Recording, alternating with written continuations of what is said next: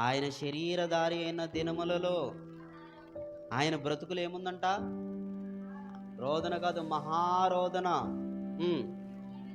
కన్నీళ్ళు.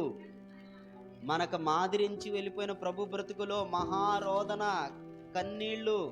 పాపము చేయని ఆయనకి, భార్య అని పిల్లల కోరన ఆయనకి, లోక ఆశలు కోరన ఆయనకి, లోకంలో ఇది కావాలి అది కావాలని దేవుణ్ణి అడగన ఆయనకి, పరిశుద్ధుడికి, శరీరధారి అయిన దినములలో మహారోదన అంట. మహారోదన అంటే ఆయన ఎలా ప్రార్థించేవాడంట?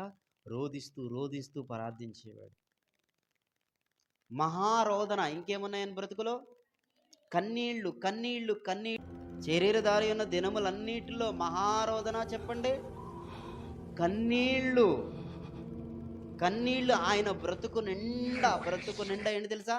కన్నీళ్ళు. ఎలా ఉండే కన్నీళ్ళు తెలుసా? ఎలా ఉండే కన్నీళ్ళు తెలుసా?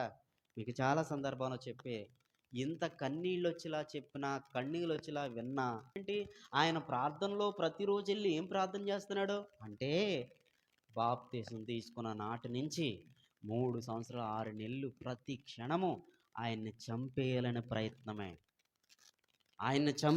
ప్రయత్నమే జరుగుతుంది ప్రతిరోజు.